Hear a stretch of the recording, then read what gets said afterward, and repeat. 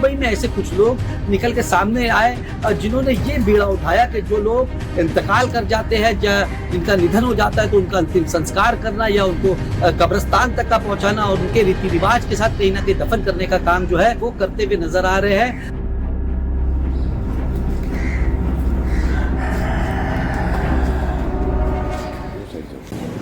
हमने कोरोना में देखा कि लोग अपने से दूर होते हुए नजर आ रहे थे और कोरोना का ऐसा डर था कि जब लोगों का इंतकाल होता था या उनका निधन हो जाता था तो लोग अपनों को कहीं ना कहीं अंतिम संस्कार करने के लिए या कब्रिस्तान जाने के लिए भी लोग डरते थे।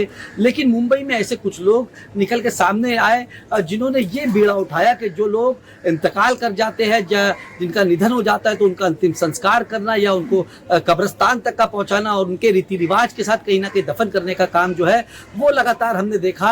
लेकिन उसके बाद उन्होंने कोरोना जो है वो कहीं ना कहीं पूरे हिंदुस्तान से खत्म होता हुआ नजर आ रहा है। उसके बाद भी उन्होंने ये जो मुहिम है वो जारी रखी। मुंबई के तमाम जो हॉस्पिटल्स है जिसके अंदर लावारिस लाशें हुआ करती है, जिसका क्लेम करने के लिए कोई नहीं आता, उन्होंने ये बीड़ा उठाया कि ऐसे लोगों का कहीं ना कहीं अंतिम संस्कार जो है वो उनके रीति रिवाज के साथ किया जाए।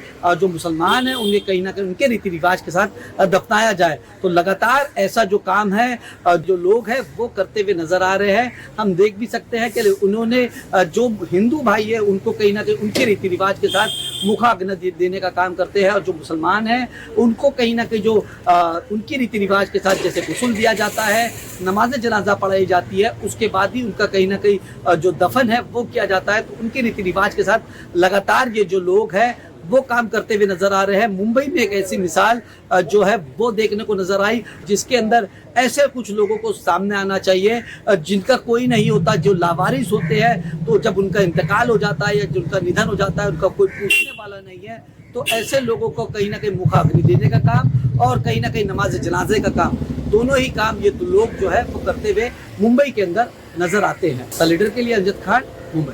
देखिए, कोविड पीरियड से ये काम हमने शुरू किया था। जब कोविड शुरू हुआ था तो हालात इतने ख़राब थे कि कोई भी व्यक्ति अपने घर वालों की बॉडीज़ को लेने के लिए बाहर नहीं आता था। जब हमको ये पता लगा उसके बाद में हमने एक टीम बना करके काम शुरू किया। पहले एक मुस्लिम बॉडीज़ के लिए हम काम किया करते थे, लेकिन जैसे जैसे हॉस्पिटल्स जाने लगे हमको ये समझ में आया कि मुस्लिम बॉडीज़ के अलावा डॉक्टर्स ने बताया कि ऐसी कई नॉन मुस्लिम बॉडीज़ भी है जिसके क्लेमर्स मौजूद नहीं हैं, जिनको लेकर के हमने उसके बाद वो काम शुरू किया। डॉक्टर्स से हमने मदद मांगी। डॉक्टर्स ने हमको पूरा भरोसा दिया कि इसके अंदर कोई भी पॉलिटिकल विवाद नहीं होगा। तकरीबन 1600 से ज़्यादा बॉडीज़ जो है वो कोविड बॉडीज़ को हमने अंतिम संस्कार कराया था, जिसके बाद हमको पुलिस के साथ में रहते रहते ये भी समझ में आया कि कई ऐसी लावारिस बॉडीज़ है जिसके क्लेमर्स जो है वो आते नहीं है। बॉडीज़ कई कई दिनों तक पड़ी रहती है, जिसको लेकर के हमने सोचा कि क्यों ना एक परिवार की तरह इसका अंतिम संस्कार जिस मज़हब का, जिस रस्म व रिवाज के साथ है उसको हम शुरू किए करें और उस काम को अंजाम दें। जिसको लेकर के लगातार फिर हमने मुंबई पुलिस की मदद ली। उनके जॉइंट सीपी श्री विश्वास नागरे पाटिल साहब से हमने बात की, उन्होंने हम पर भरोसा जताया और एक लेटर दिया। साथ ही रेलवे पुलिस कमिश्नर श्री जनाब कैसर खालिद साहब ने हम पर यह भरोसा जताया, उन्होंने भी लेटर दिया, जिसको लेकर के हमने काम शुरू किया। आज मुंबई के अंदर तकरीबन हम 3800 से ज़्यादा ऐसी बॉडीज़ है जिसको हम तदफीन या डिस्पोज ऑफ करा चुके हैं। हर जिस मज़हब के लोग होते हैं उस रिवाज से रस्म व रिवाज के हिसाब से हम ये काम करते हैं। हमारी जो टीम है लगातार 24 घंटे इस काम में लगी रहती है। इस वक्त हमारे पास 3 से ज़्यादा एम्बुलेंसेस है और 10 से ज़्यादा लोगों की टीम है। आप देख सकते हैं कि हिंदू मुसलमान सारे ही मिल कर के इस काम को अंजाम देते हैं। और अगर हिंदू बॉडीज़ है तो हमारे पास वो टीम मौजूद है जो उनके रस्म व रिवाज के हिसाब से उनका अंतिम संस्कार करवाती है। अगर मुस्लिम बॉडीज़ है तो उसको लेकर के हमारी टीम मौजूद है। इस तरीके से लगातार ये काम को हम अंजाम देते हुए आ रहे हैं।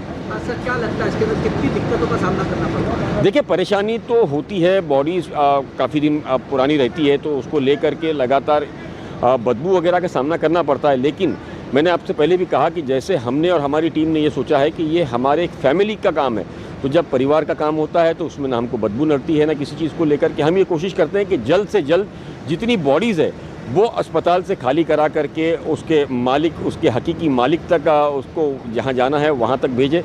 उसके बाद जो हमारी टीम है वो सारे रस्म व रिवाज को पूरी तरीके से निभाने के बाद अपने घर जाती है।